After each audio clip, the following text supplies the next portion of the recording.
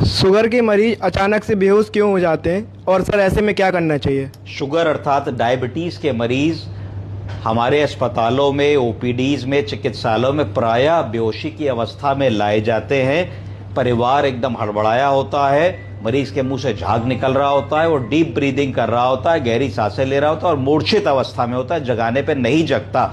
तो दिमाग में तुरंत ये बात आनी चाहिए कि क्या हुआ है, शुगर या तो बहुत ज़्यादा लो हो गई है या बहुत ज़्यादा हाई हो गई है।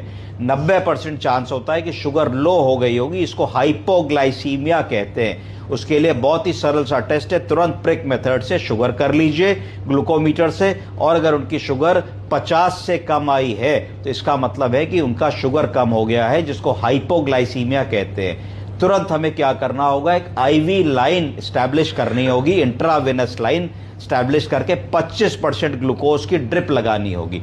अगर बाई चांस ऐसा है कि आईवी लाइन नहीं मिल पा रही है तो ऐसे में इमरजेंसी में एक ग्लूकागॉन का इंजेक्शन होता है, वो हर अस्पताल में होना चाहिए, नर्सिंग होम में होना चाहिए। इंट्रामस्कुलर इंजेक्शन होता है, 2 ml का, उसको लगा सकते हैं इंट्रामस्कुलर। वो भी अगर उपलब्ध नहीं है हमारे पास तो घर में चीनी होगी, कोई रुमाल होगा, रुमाल को गीला कर ले, उसमें थोड़ी चीनी डाल लें, पोटली बना ले और पोटली बना करके गाल के अंदर के हिस्से में ऐसे ऐसे करके उसको रगड़ें। जब रगड़ेंगे तो गाल की सतह से चीनी एब्जॉर्ब होगी और एब्जॉर्ब होकर के ब्लड में मिलेगी, शुगर का लेवल बढ़ेगा और धीरे से मरीज अपनी आंख खोल लेगा। तब तक आप ड्रिप लगाने की कोशिश करें, उसको 25% ग्लूकोज देने की कोशिश करें। अब बारी आती है कि ये सब करने के बाद भी शुगर का मरीज आंख नहीं खोल रहा तो क्या हो सकता है। दूसरी कॉमन प्रॉब्लम होती है शुगर के मरीज में, जिसको कहा जाता है डीकेडी। क्या कहते हैं? डीकेडी। डीकेडी का फुल फॉर्म क्या है? डायबिटिक किडनी डिजीज, या सीकेडी, क्रोनिक किडनी डिजीज।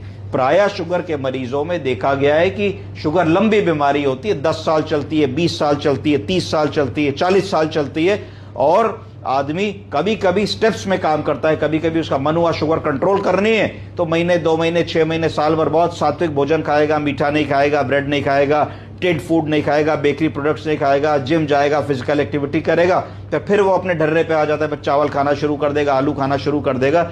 इसको कहा जाता है ग्लाइसेमिक वेरिएबिलिटी। ग्लाइसेमिक वेरिएबिलिटी का मतलब है कि हम नहीं चाहते कि शुगर 80 से कम हो, हम नहीं चाहते कि शुगर 150 से ज्यादा हो, पर इस ग्राफ में चलती नहीं है बहुत दिनों तक। जब हम बहुत परिश्रम करते हैं तो चलती है, फिर हम लूज पड़ जाते हैं तो हम कोल्ड ड्रिंक पिया है चोरी से, चाय में चीनी पिया है चोरी से, आलू खा लिया, पकौड़ी खा ली, कचौड़ी खा ली, पार्टी में गए, बिस्किट खा लिया, केक खा लिया, पेटीज खा ली, तो शुगर 300 हो गई, 400 हो गई।